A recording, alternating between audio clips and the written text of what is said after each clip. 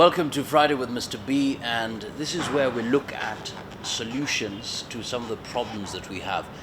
And sometimes really it's a question of information. Sometimes we really don't have to do a lot of things. It's just getting to know the facts and figures on the ground so that we are able to act right. Today we want to focus on something that is probably a 21st century concern. You have a phone, you have a laptop, especially laptops. If you put your laptop in your laps, have you ever felt some kind of heat, energy? And have you ever thought, does it affect you in any way? Or perhaps your phone, as you pick that phone, as you listen, is there any kind of effect on you as a human being? Well, I'm not an expert because in regards to electromagnetic frequencies or fields or energy, we are honored today to have an expert in that field, Mr. Marnus van Wyk from South Africa. Welcome. Thank you very much. Excellent. So, from a layman's perspective, I just read about electromagnetic frequencies. It was actually my first time to actually go through that and really encounter it. Perhaps from a layman's perspective, especially looking at the concern of phones and Wi-Fi and internet and all that, what is that electromagnetic frequency? What is that? So what we have is the devices that you refer to, your cell phone, your laptop, your Wi-Fi router. All those technologies use wireless communication systems. So the phone or the Wi-Fi router or whatever transmits energy through the air for a means of wireless or cableless communication mostly. So one of the most common devices is the cell phone or the smartphone, and that device uses RF energy, electromagnetic signals to communicate back to a base station, so that you can be mobile and without a cord communicate to the base station or to the rest of the world. So clearly the interaction is very important, especially in this fast-changing environment, especially in business. But there have been concerns in regards to some of the health risks to using your phones or your refrigerator or all these gadgets. Perhaps you can clarify, are there dangers when you are exposed to these electromagnetic frequencies or radiations? So maybe I can try to answer it from a fairly non-technical point of view. There are international standards. The one that we use in the biggest part of the world is called ICNIR, International Commission for Non-Ionizing Radiation Protection, and those guidelines set the limit for safe exposure. It's used in many countries across the world, also in Kenya, and in terms of those guidelines, you can make sure that the device or an installation is compliant with the guidelines. So for a cell phone, that would mean that the cell phone is tested in a laboratory, or the design is tested in a laboratory before it's released onto the market. For a base station, you can similarly apply the standards to a base station to make sure that people are not overexposed in terms of those guidelines. And those guidelines are regularly reviewed by many international bodies to look at the latest research and the guidelines and see if they are sufficient to protect us. For instance, for X-rays, it's very clear. The layman would go like, this one will harm me. Yeah. But when you talk of there's a transmission mast close to where I live, or I use all these gadgets, does that affect me in any way? So for humans across the earth, mostly in Africa as well, one of our sources of exposure is from a base station or your laptop or something like that, and also from your handset itself. And each device is tested for compliance, the handheld devices. So whether it's your phone or your laptop, those devices are tested to make sure that they are compliant, that they don't have negative health effects. And then from a base station, from the other side of the network, that's typically tested by the operators or a regulating body in the country to make sure that the public is safe around those levels. So whether it's from the broadcasting for the terrestrial television, or from the base station for a mobile phone operator, or from your handset itself, those systems are designed, in the case of a mobile phone, to comply with the guidelines, or in case of the network side, they're supposed to be installed to comply with those guidelines as well. All right, so of course, what is coming out very clearly is that when you have a transmission mast, or these gadgets that we use, electronic gadgets, yes, there are all these frequencies, electromagnetic frequencies, but there are bodies that really sort of create an environment where these gadgets are not released to the market without being tested. So that is what is coming out. But let's focus on this one gadget that sort of every one of us has these days, the phone. How does it work? And perhaps before we move on, let's take a look at this particular video clip to see how actually your phone works, so that we begin to understand whether we are being affected while we use the phones or not. Let's take a look.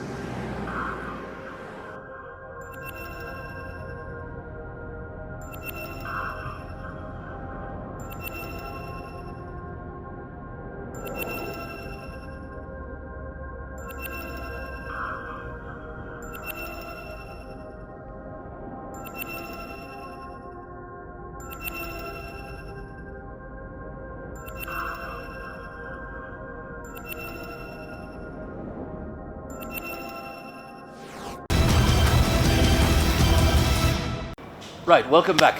So you've seen the video, so perhaps break it down for us. I have this phone call, this phone gadget. I call somebody, what happens? So you try to initiate a call to phone me or phone a friend. Exactly. Then your phone starts a connection to the base station. So the phone actually transmits at the maximum power it can to tell the base station, I want to establish a call to this number. Okay. Then there's communication between the base station and the phone to reduce the signal transmitted by the phone and by the base station to the minimum required for a stable connection. So in a typical environment where you have good coverage, the base station would then tell your phone to transmit less power because you actually have a good enough signal. It can have a good connection with less transmitted power to save the battery of your phone and for interference and other reasons. Okay? Then the base station is connected to the network, and from there the call is routed via the network, depending on the technology, to another base station if the recipient is a mobile phone as well, and then the closest base station or the base station that last communicated to that phone would actually tell that phone, and the recipient's phone would start to ring on the other end.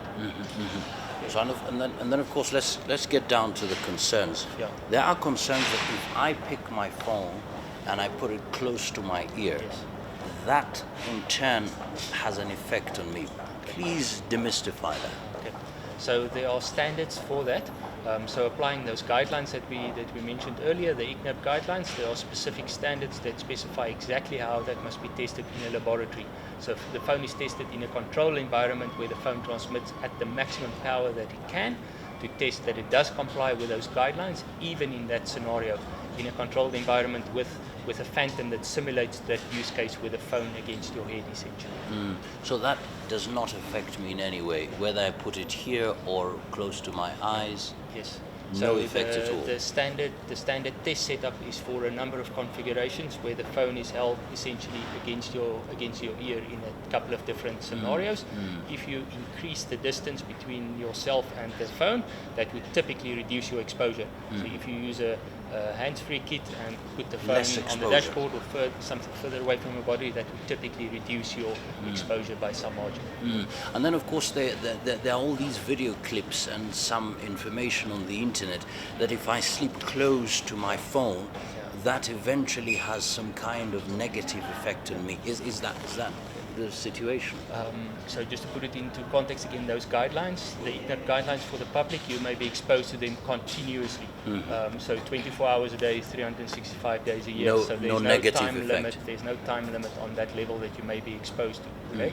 In the case of your handset, to make it more practical, your handset, if it's not communicating for a phone call or communicating to send data, your phone doesn't transmit a lot of energy. It's mostly on standby. So if you have the phone on the bed, on the cupboard next to your bed, it would communicate for short durations throughout the night to tell the network that it is still active, and communicate to the network if you are uploading photos or Twitter information or something like that. But the rest of the time, the phone will actually not transmit signals and only be on standby. Now, talking about the exposure levels, is there a particular level of exposure that would actually cause harm to a human being? So the guidelines are set based on the research for that level. So we have the level where we know that there could be negative health effects, in this case overheating, and the guidelines have a reduction factor lower than that of 50 for the general public, to lower than that level, to cater for the broad community, being children, pregnant ladies, the elderly, whoever, it doesn't matter. And then, of course, the other concern would be, we live in a world that, yes, we'd want things to be straight. Yes. But clearly, we have people who manufacture counterfeit, Yes. gadgets, Yeah. and perhaps may not follow the guidelines. Yeah. How adverse is that, Okay. especially in the current Yeah. economic situation? I would say it's a big concern in many African countries, even some of the rich African countries. We had a counterfeit problem a while ago in South Africa as well, so it's definitely a big concern.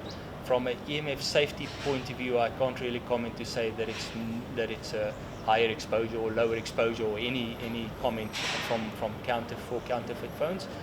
Some of the technical comments has been that counterfeit phones are of a poorer quality, so they actually give you a poorer call quality or interfere with the network. Those sort of comments that I have heard before. But it is a problem in many African countries. Right.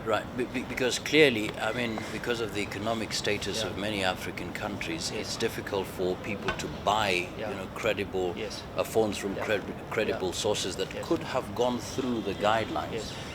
And they go for cheaper phones that have just been manufactured in the streets. How can those people safeguard themselves just in case there is, intensified energy being produced? What are the preventive measures? Okay. So just from a technical point of view, if it's a counterfeit phone, it still needs a chip or a power amplifier that can transmit the power, and the more power something can transmit, typically the more expensive it would be. So I think it is technically fairly unlikely that a counterfeit phone would have something that can transmit a lot more power, but it is possible. So I would say the best advice would be, I think the market is changing rapidly, where a couple of years ago we had mainly European and maybe American manufacturers providing these phones. There are a lot of reputable Chinese entrants into the thing, and that really increased the market size and also brought the cost down significantly, where we have smartphones now at really reduced prices compared to what was available a couple of years ago.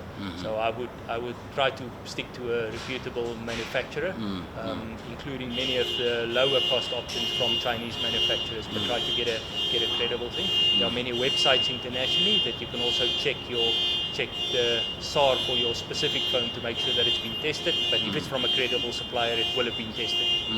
Right, so perhaps just a final question, final question. I have this phone, I don't know whether the manufacturers followed the guidelines, and so there is a possibility that this gadget is emitting high levels of electromagnetic frequencies. What should I do, just in case, so that I'm protected? Let's start with the phone. It's going to cost you a lot more money to have the phone tested properly than to buy an entry-level phone from a reputable manufacturer. So if you really want to have it tested, you can send the phone to a laboratory that can test it in a controlled environment. I would just stick to buying from a reputable manufacturer. That's going to be the best option by far. Okay. Perhaps I cannot do that, and I really need to use this phone. How should I use it so that I'm protected just in case? Okay, so if you're asking for measures to reduce your exposure. Exactly, Okay, something like exactly. that. So whether you have a reputable phone or not, Absolutely. I have this device. This is from a reputable manufacturer. I know it's been tested, but I'm concerned about the EMF That's effect. I want to reduce my exposure. Some of the things you can use is anything that increases the distance between yourself and the phone reduces your exposure. Okay, so you can use a handset, a wired or a wireless handset that can help to reduce your exposure.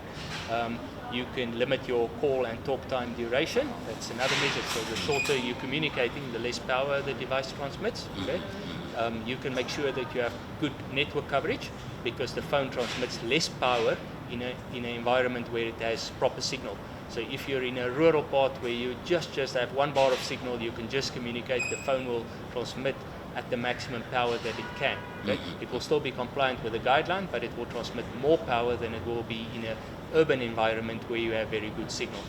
All right. Okay. Microwave. Yes. My microwave at home. Yes. How do I reduce the level of exposure? Okay. For a microwave oven, there are also product standards for them to be tested, and there are many technical details into the design of a microwave to ensure that you don't get overexposed. The main one for the public is the safety mechanism to make sure that the door is closed while the system is on. So if you open the door even while the microwave is on, it switches off immediately. Most of them you'll see has even a double safety circuit in the door with 2 sensors and 2 separate circuits to actually switch it off to ensure that it's not on while the door is open. If the door is closed, it's tested to make sure that the level is low enough. Television set? The old television sets, the CRT tubes, the old big ones we had a couple of years ago, they probably had a slightly higher level of emissions than the modern ones. Most of the modern LED or LCD flat screens that we have, the exposure is quite low from them. Oh, okay. At a security checkpoint? Okay, security checkpoint, if you go through at the airport, you go through a metal detector. Okay, it doesn't really transmit any signals. It checks for maybe a metal object on your body, and it can detect metal knife or something like that. Anti-theft barriers at shops, those transmit some signal to check for the tag that the shop owner puts on clothing or on expensive equipment to check that people don't steal them. So as you go out the shop, there's a barrier that transmits a small signal to make sure that you don't leave with a device with a product that you haven't paid for. All right. Perhaps your final comments in regards to this whole issue of electromagnetic frequencies. What are your final thoughts? My final thoughts, there are international standards that are reviewed by international medical bodies that I trust. We from South Africa make sure that we are up to date with what happens internationally so that we can advise our own country and other countries on the latest status. Taking that into consideration, I think the current guidelines are sufficient to protect us with what we know. There's ongoing research to make sure that remains the case, and I'm a regular cell phone user and Wi-Fi and other users, even with everything that I know. All right, Okay. excellent. Thank you so much. The guidelines. Thank you so much, Mr. Marnus van Wyk, all the way from South Africa, an EMF expert. That is electromagnetic frequency expert. Basically, really giving us the information that we need as we enter this 21st century of technological innovations. My name is Johnson Mokazi, and of course he has been in the country courtesy of the Kenya Alliance of Resident Associations. We have also the Communications Authority of Kenya, and of course the National Environment Management Authority. Well, if you have any questions, please send them to the number on your screen and we'll be glad to get back to you. Thank you so much. Keep it Friday with Mr. B. All the best. Till next time.